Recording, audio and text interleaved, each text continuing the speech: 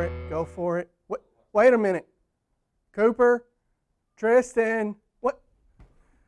Where are all those guys? What are they doing? Show's already started. My talent's not in place. What in the world is going on? Wait a minute. Cooper, Tristan. Nope, they're not here. Wait, there they are. If you guys didn't notice, we've already run the show open. We're ready for this thing. What are y'all doing? Did you not hear? We would unfortunately like to announce to you that we are entering the sports broadcasting transfer portal. We are grateful for the opportunity here at Red Wolf Roundtable, but we are taking our talents elsewhere. I'd like to thank God alongside you for my opportunity to go somewhere else. Are you kidding me, Cooper? I mean, everyone's doing it, so hop on the trend. Breaking news, gentlemen. There is no transfer portal for sports broadcasting. Get to the set. Let's do this thing. Go. Talent. So hard to find good help these days.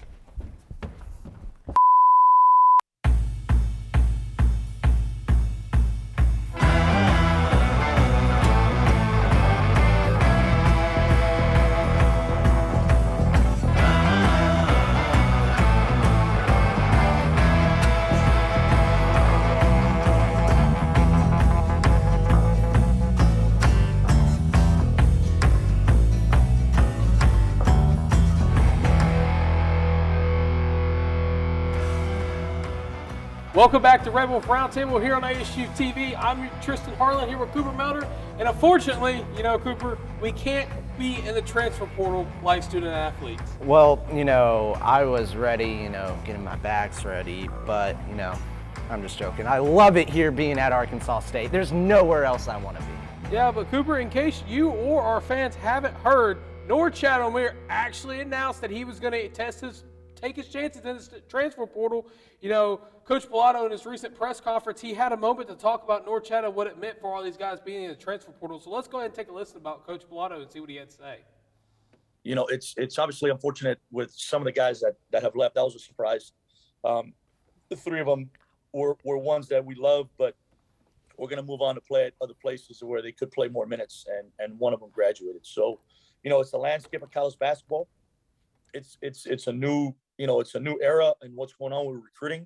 Unfortunately, the one-time transfer exception is going to hurt a lot of mid-majors. It is what it is when you have a good player and you pluck one, from the unknown, as we did with Norchad, develop them. A lot of times that they're going to have the opportunity to go to a higher level, and they're going to get plucked from our league. I don't know how many guys in our league are in the transfer portal right now, but it's going on everywhere in the country. So I don't know why.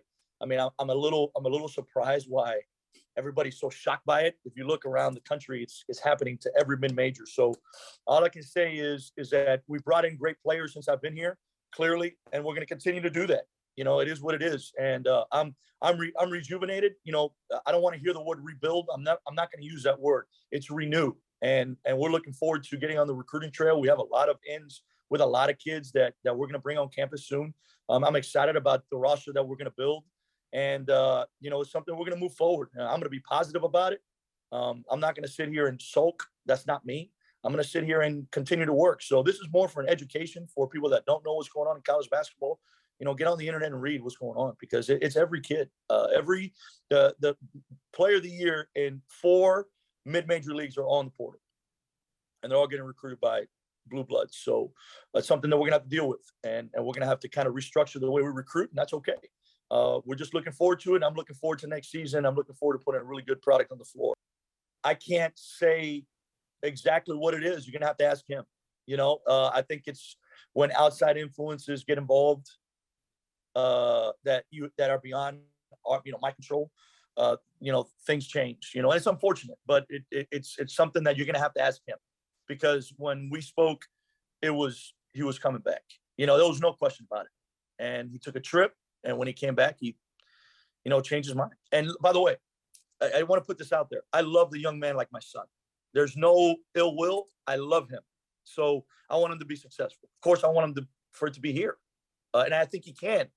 get to the NBA from here. Unfortunately, some of the people don't think that. So I'm hoping that he continues to mull over the situation and see what happens for the future. But right now, I want to support him because that's what I'm going to do with the kids that I love. And, but I love for him to be back. And, Coop, it's unfortunate to know that North Chad O'Meara did enter the transfer portal, but, you just got to look at it and say, okay, congratulations to North Chad. He had a great season last season in Arkansas State. But, he's got a lot of options. There's a multiple account of options, just like Coach Pilato said in his interview, somebody may have gotten his ear, and there's a lot of different outsources or places he could go. And according to a source that I have personally, you see it on your screen now, different options he could go to. He could go to the University of Arkansas, who I've heard has been trying to get information about him, probably getting more now that he's in the transfer portal. You got Missouri. They just hired a new coach kind of from the same background of North Chad. So, sure, that's what North Chad likes. Possibly the NBA draft. We see it a lot with guys going one and done. The G League, now they got a new rule where if you go to the G League, you can after that you can enter your name into the draft. Or just maybe he comes right back to Arkansas State and continues to run the Sun Belt just like he did last season.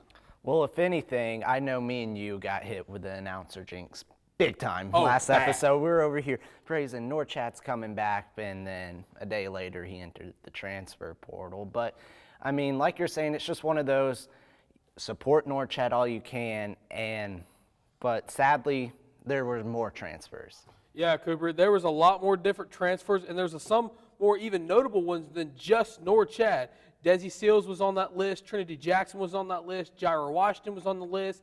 Keon Wesley was on that list.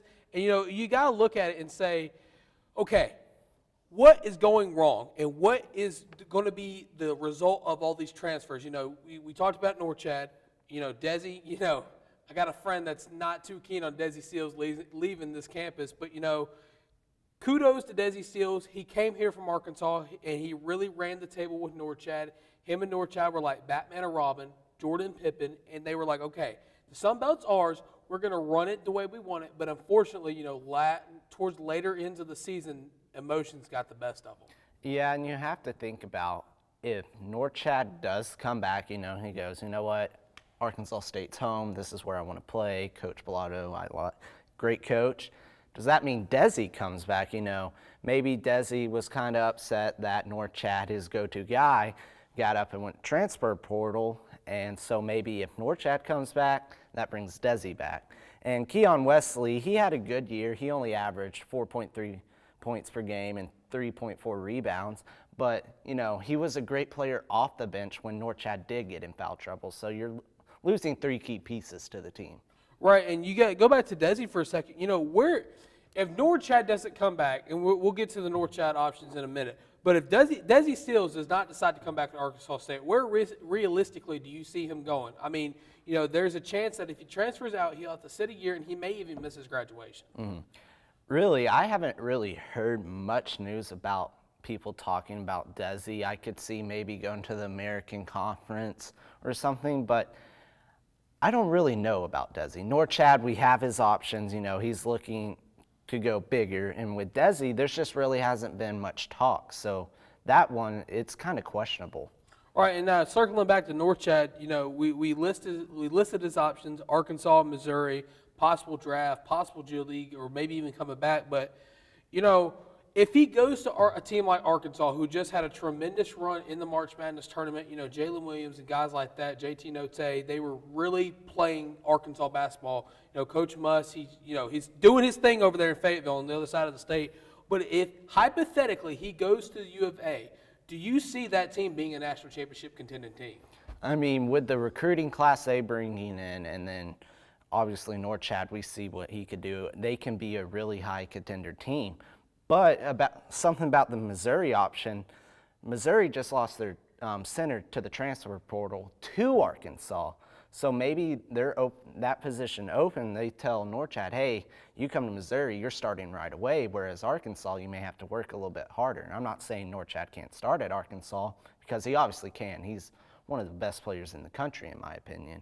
But Missouri, I feel like that would be a great option for him, because they do have an open center option right open, and North Chad can walk in and fill that spot. Right, but you got to look at the roster what we have right now with all these players leaving. Caleb Fields returned. Marquise Davis, he's returning.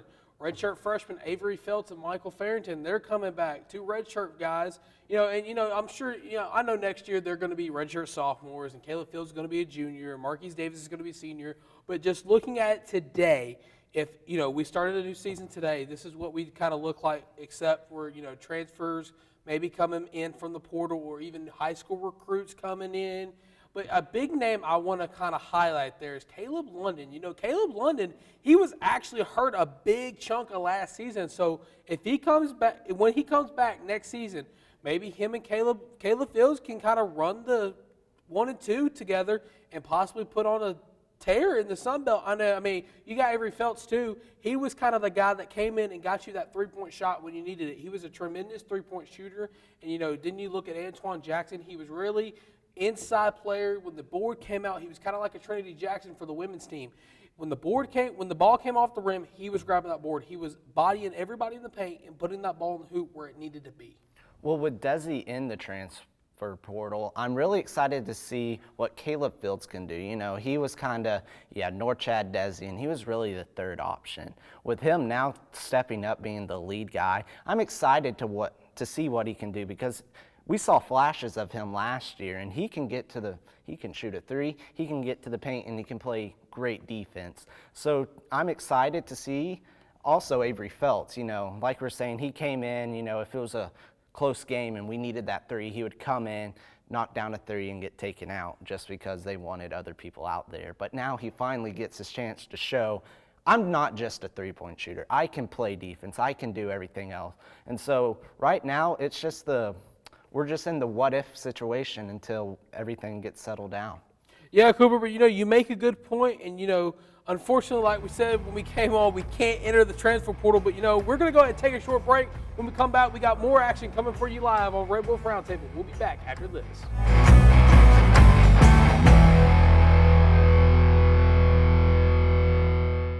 This is where it all began. The careers of governors and mayors, business leaders and thinkers, doctors and researchers, artists and teachers, champions and victors.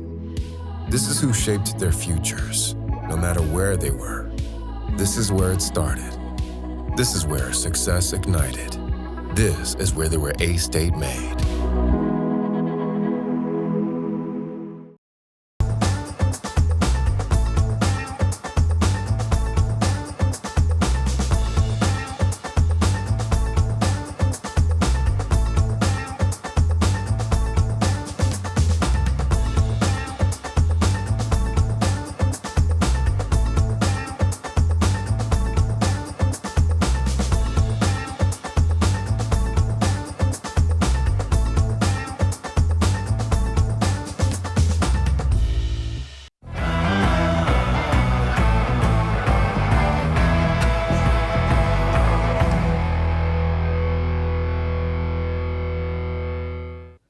Welcome back to Red Wolf Roundtable, and you're not Cooper. No, I'm not. I'm Ellie Britt. Welcome to the show, Ellie. How you doing? Good. How are you? I'm doing just fine.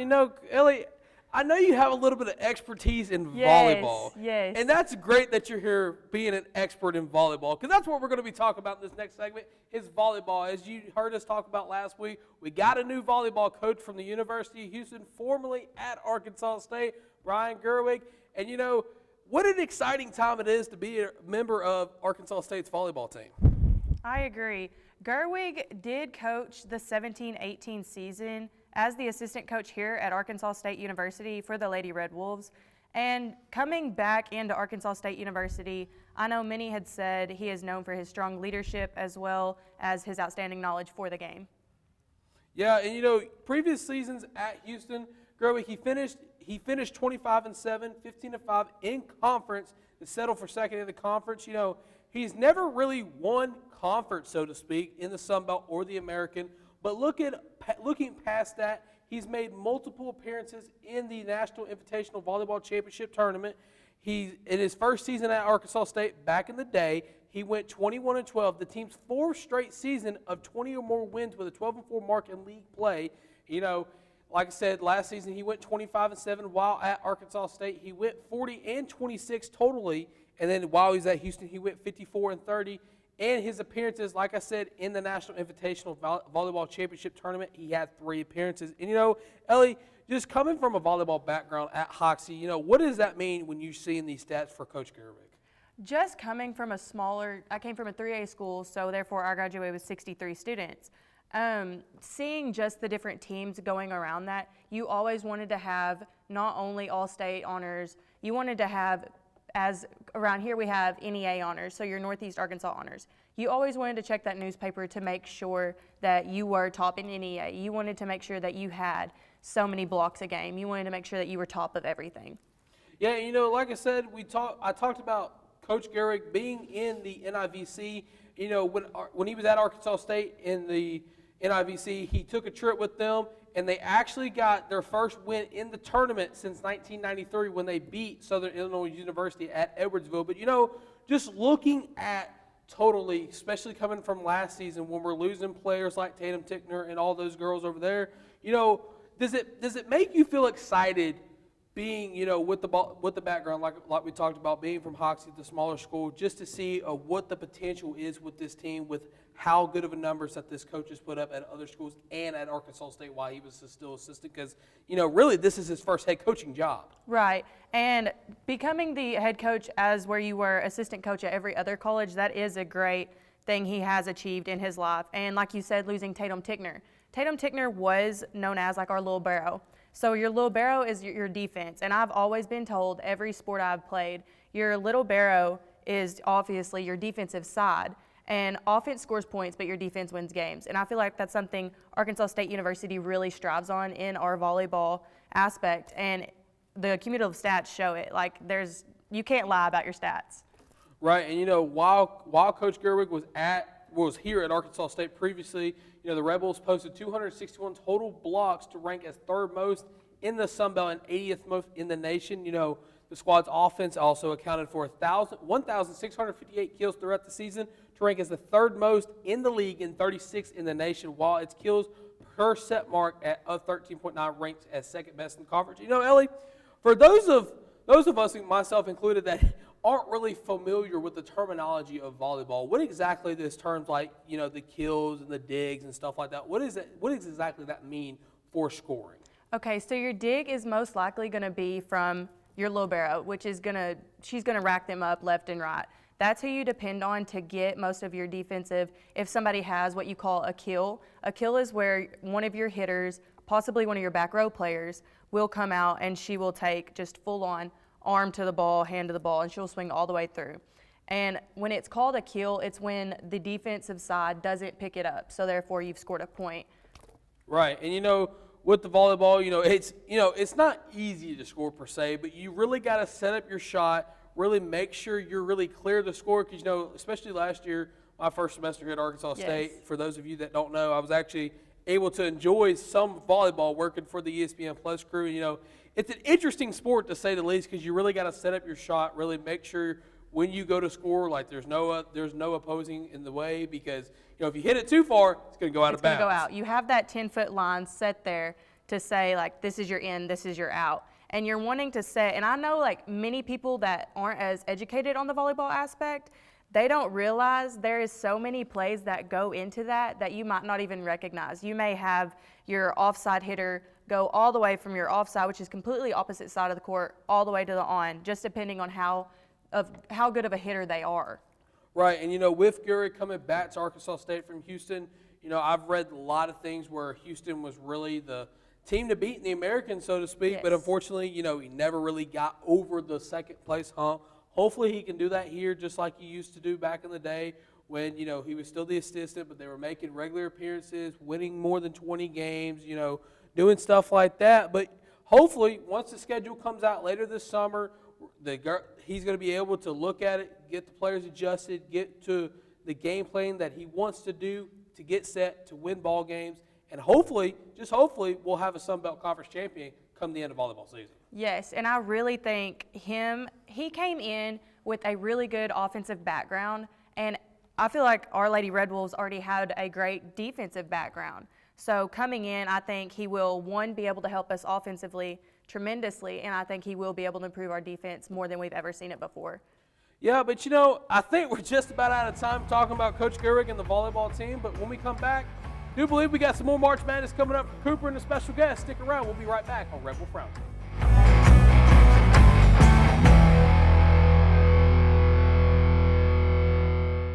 This is where it all began. The careers of governors and mayors, business leaders and thinkers, doctors and researchers, artists and teachers, champions and victors. This is who shaped their futures, no matter where they were. This is where it started. This is where success ignited. This is where they were A-State made.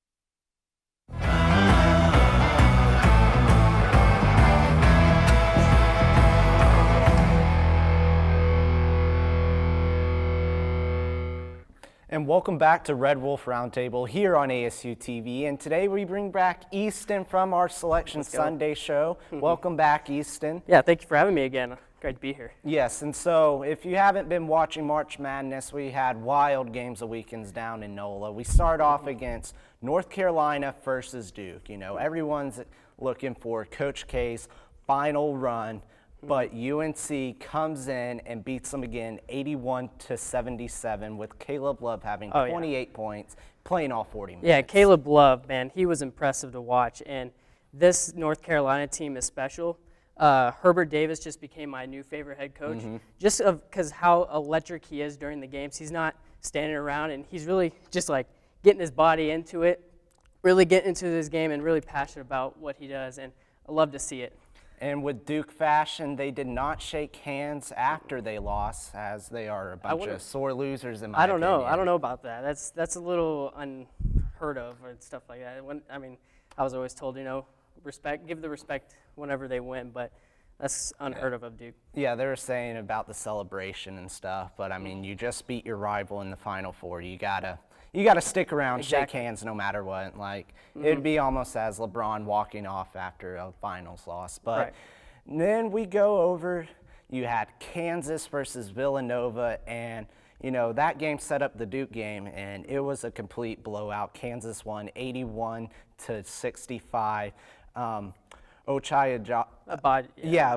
had 21 points and really led Kansas to that win. Oh, yeah. So I've been watching this kid in high school. When I lived 10 minutes away from where he went to high school, and this kid is something special. I said he's a freight train when he gets in the post. He's got a little bit to work with, with the free throw game. He's kind of struggled a little bit when he got to the line. That's what I feel like he needs to work on. And then his perimeter defense, he's good whenever they get into the paint. That defense is that's perfect. But just that perimeter defense needs some work.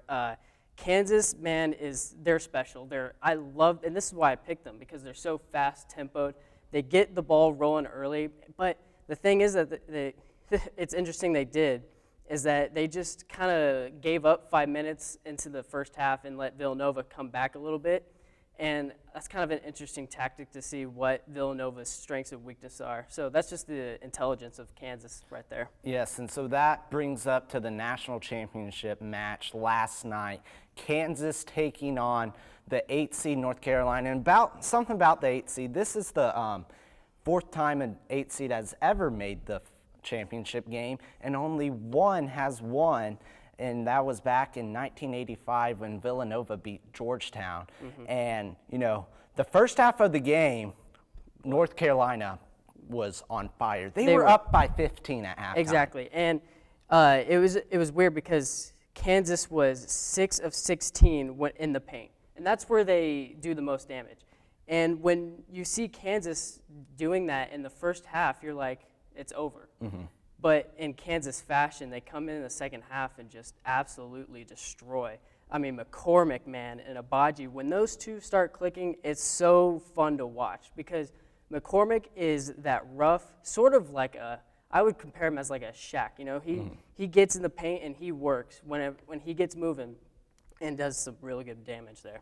And Kansas outscored North Carolina by 18 points in the second half to win by 3. And the 15-point comeback was the largest comeback in national championship history for the NCAA, which is absolutely insane. Kansas won. And, you know, it was one of those games. It was North Carolina's 12th championship appearance, Kansas's 10th championship appearance. So they both have experience, history. They all have history here. And it was one of the best games all year in the tournament. I mean, this was the greatest game to watch. The thing is with Kansas, man, when that first half was over, I was sitting back, taking a sip of my Dr. Pepper and said, this game is over. Like, there's no way they can come back with this. And I just saw, like, you know, Baycott, you know, he was getting electric, even with the limp, you know. But then he went down, unfortunately, in the last 30 seconds. But when North Carolina was rolling with Baycott and he has a limp, it's just like, how can you stop him? And also, Puff Johnson threw up. He was working so hard on the court that he threw up on the court. And I can't believe they showed that. But yeah.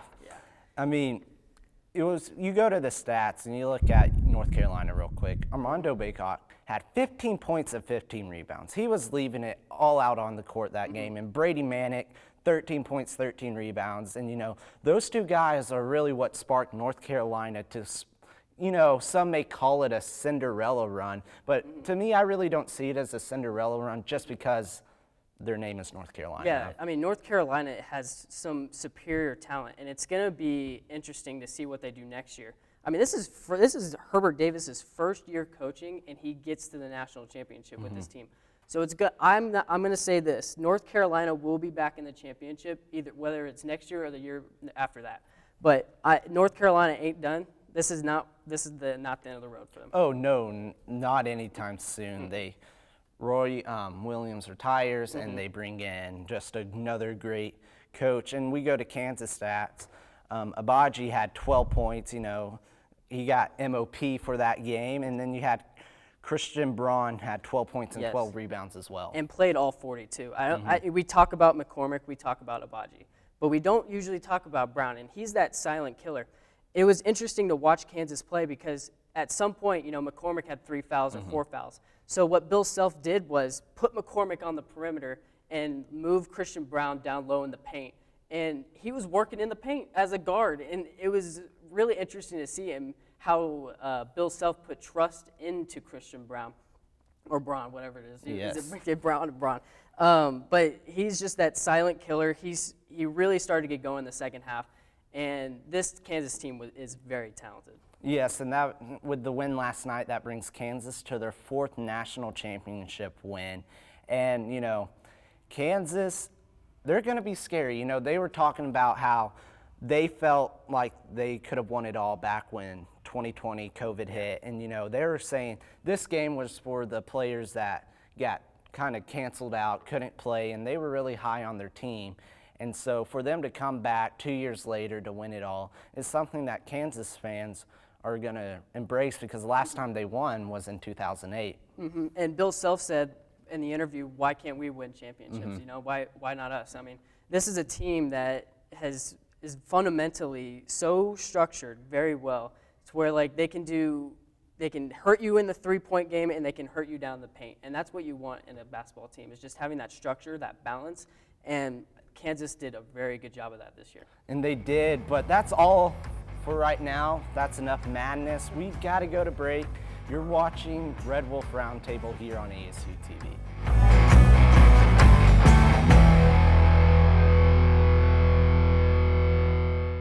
This is where it all began. The careers of governors and mayors, business leaders and thinkers, doctors and researchers, artists and teachers, champions and victors.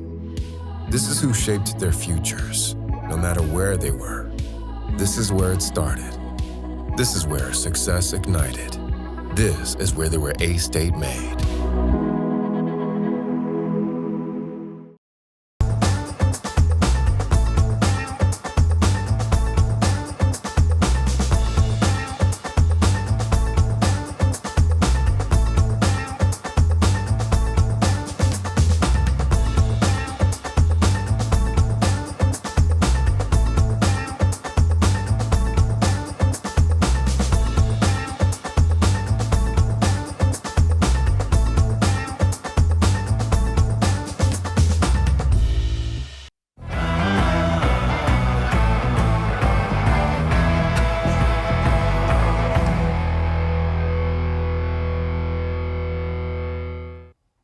Welcome back to Red Wolf Roundtable, everybody, here on ASU-TV. And guess who's back? I'm back again. We're here to do our Wrestlemania recap. Obviously, it happened over the weekend. Overall, what were your thoughts? It was honestly the best WrestleMania in the past 3 or 4 years. Oh, definitely, yeah. I think probably since WrestleMania 30, so we're looking at like 8 years there. Oh, yeah. Since we've probably had one of this quality, but obviously this was a 2-night Mania, so night one, let's dive right in, I guess. Yeah, night one, you had a lot of interesting matches. Louis, you could probably say it better than I could. You had Charlotte versus Ronda Rousey. You kind of got me on that one, saying it's WrestleMania, it's Charlotte Flair. You had a lot of other interesting matches. Night one, I really had to go back and watch it, so I'm not really sure the match order because I wasn't able to watch it live. Thanks, Coastal. Anyways, Louis, what was your thoughts about night one? What really stuck out to you, and what's something that really caught your eye watching the night one?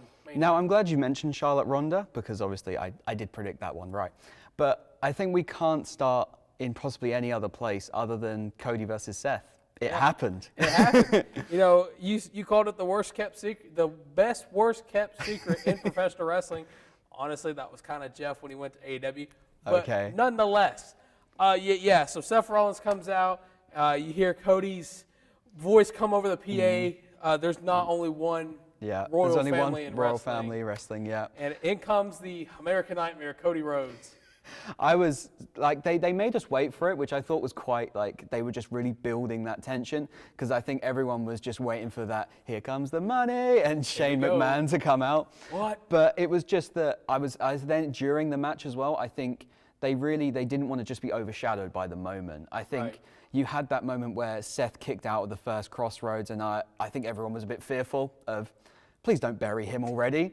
But then the ending with the other two Crossroads, the bionic elbow, I think they gave us a match to enjoy other than just the moment of seeing Cody back for the first time in 6 years. I will say though, when Cody came out, I definitely felt like his return was kind of undermined by the crowd.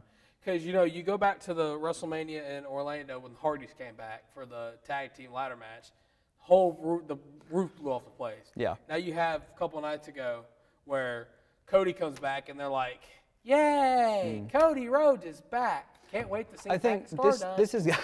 this is kind of what we spoke about when we said, does he come out as the dashing Cody Rhodes or does he come out as the American Nightmare? And I think it's kind of, Cody even brought it up himself on Raw, is that there's been those of us that have followed his journey and there's others that maybe haven't. So maybe that was kind of what we saw. And obviously he did the cartwheel and did the Stardust. I think it was good of him to kind of get on top of that before we maybe got chants of Stardust. Yeah. But my one question for you is where does he go from here? Honestly, watching Raw after night 2, which we'll get into in a second after this, is, okay, he came out, he said he's going after the championship. He's doing the one thing that Dusty Rhodes didn't do. He's doing the one thing that Goldust, a.k.a. Dustin Rhodes, didn't do. And, he told a great story about, not Hogan, but Dusty winning the belt, Madison Square Garden, but Champions Advantage, so he didn't It was get count out, yeah. Yeah, so he didn't technically win the belt. And, he told a great story, had a great promo. In comes Seth Rollins. They had a great sort of encounter. Yeah. Didn't say much except for Seth Rollins saying, welcome home, shaking hands, and they both left the ring. But honestly, especially with Roman, which we're going to get into in a second, I think, honestly, it's going to be Cody versus Roman very soon. It's going to be the top babyface versus the top heel in the business. See, I'm sort of in two minds about that. I think kind of, as we're going to say about the main event, is it is kind of booked into a corner now, and maybe Cody being the fresh meat is the guy to take the belt off Roman. But I also would maybe not be too dissatisfied with him maybe winning a mid-card belt and bringing some prestige back to it. I think that currently on TV, I mean, Finn Balor wasn't even on WrestleMania for starters with that United States title. Why not give that to Cody, let him build the prestige for a few months, and let Roman kind of go where he's going to go, and then give us that match? I think it's something you can possibly build to, also have right now, maybe, but I think it's up to Vince at the end of the day, isn't it? Sadly. But the second thing I want to get into for night one before we go to night two is Kevin Owens. Yeah. Man, Kevin Owens needs to be in the main event scene as of yesterday. He comes out, to his theme song to do the KO show. He's getting booed, getting cheered in Dallas, Texas, and AT&T Stadium, a.k.a. Jerry's World. That's what Cooper calls it because he's a big Eagles fan. Anyways, so KO comes out, starts to cut his little promo, and, he starts talking. In comes Stone Cold Steve Austin. The glass shatters. Stone Cold starts to walk out. Then he goes right back to the Gorilla, gets on the ATV, and drives right back down to the ring. And honestly, that was great. It was great to see Stone Cold back and get in the ATV. But what even transpired during the KO show and even after the KO show was honestly, other than Cody coming back, probably what made night one so special. I feel like this is one of the things of this match had a lot of billing, and I think we've seen, particularly in night two, we had other matches with a similar billing that didn't live up to it. Whereas this really did. I feel like definitely Stone Cold did not have to do what he did. He did not have to take that suplex. Well, he didn't have to do 2 on the stage and take 1 on the concrete for starters. Right. But it was just that it kind of, first of all as well, Kevin Owens re-signing totally makes sense now. I think we had some slightly harsher words, particularly myself, about him being involved in a celebrity match. But I feel like he got to live his boyhood dream, and that probably means a lot more to him than maybe a world title. Right. At this point, Kevin Owens' career is just facing the attitude era at this point. Yeah. But, looking at night one, which leads me to night two, Stone Cold, kudos to him. He looked better than Shawn Michaels, Undertaker, and Kane when they all had that reunion match in Saudi Arabia. Yeah. But, that brings me to night two, which honestly kind of lived up to the hype. We knew night two was probably going to overshadow night one, and honestly it did. And the first thing that I want to talk about on night two, the match of WrestleMania. AJ Styles taking on the rated R superstar, the ultimate opportunist, Edge. And what a match that was. I think it kind of, it felt like it had a lot of hype in the sense of, like I said, that maybe if it was 10 years ago, it would be these kind of guys at their wrestling peaks. And I feel like they got around that. I do kind of feel that this match is going to go down as just something that furthered a feud. And I don't know how I feel about that on the grandest stage, But that aside, I'm very happy to see the alignment of Damian Priest with Edge. I feel like this is something that, it's like I obviously said when we were saying about this could be either of their last title runs. It's great now to see some fresh blood being injected into this feud. Right, and it's interesting. It's funny that you say that because you actually texted me I think it was right before the match or right before when the match started. Yeah. And you said something along the lines of the new brood's going to be formed. New brood, yeah. And sure enough, AJ's on the top rope, and I think Corey Graves says, "What's Damian Priest doing out here?"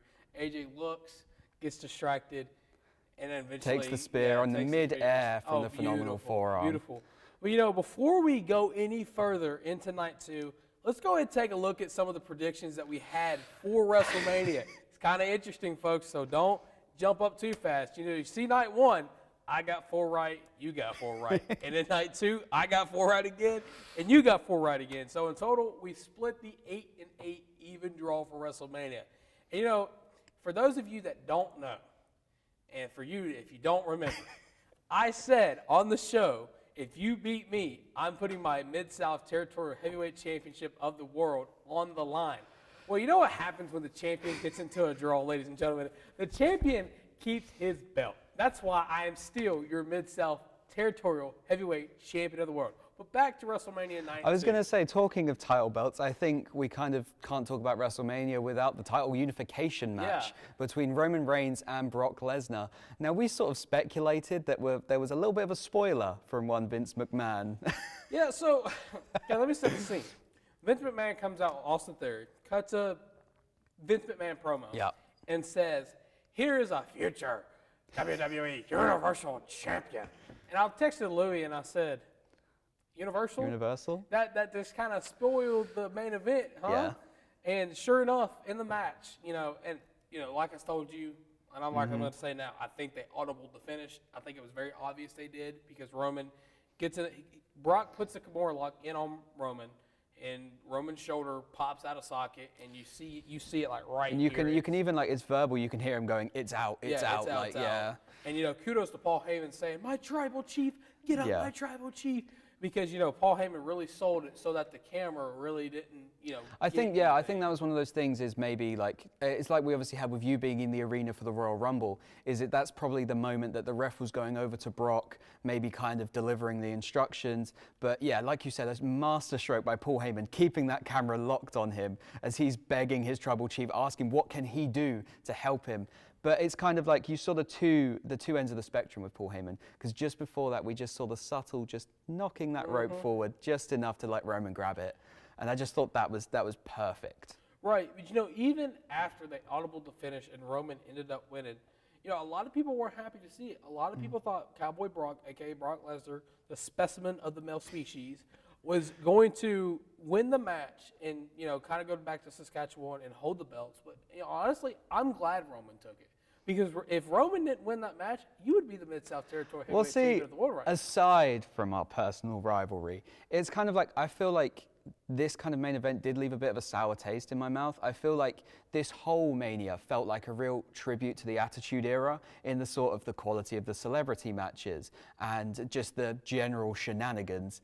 But I feel like it was maybe missing that one key star from the Attitude Era to maybe come out on Roman's behalf.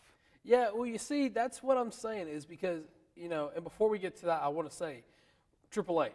Oh, yeah. Triple H comes out, starts WrestleMania Night 2, says thank you to the fans. Very subtle, no emotion. If he went any longer, he'd have broke down in tears. Sets his boots in the middle of the ring, walks Out he goes. Yeah. Out he goes. No lingering, no time taken away from anybody else. Just puts the boots in and walks away. Well, back to what you were saying about, The Rock coming back is, I honestly think Rock was supposed to come out there in this match. Just something about it just kind of irked me as The Rock was going to come out and help Roman.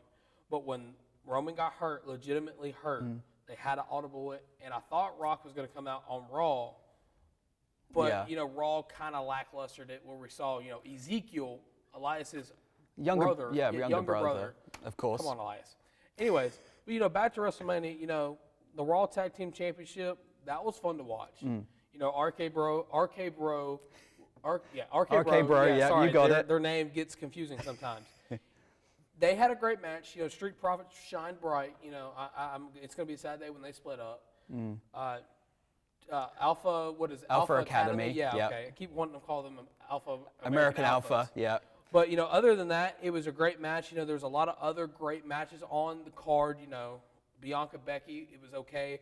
See, I feel like Becky Bianca deserves a lot more credit. I feel like night one it got lost in the shuffle when you had Cody return and you had Stone Cold do what he did. I feel like this was a really good storytelling match in the fact that you had the little throwback to SummerSlam, but this time it doesn't work. And then you have this real kind of desperation from Becky and just quick pinfall, trying to get it over. And that ending was great, reversing that manhandle slam, getting the KOD and getting the pin. And I'm just saying, she's knocked off 2 of the 4 horsewomen now. When are we going to see the other 2 fall to Bianca? Bailey's coming back soon, I'm telling you now. But unfortunately, Louis, we're about out of time. Here today, you heard some March Madness. You saw the debut of Ellie Britt on the show. You heard about the transfer portal. But unfortunately, guys, we got to wrap it up here. We hope you enjoyed this episode of Rebel Roundtable here on ASU-TV. We will see you guys next time.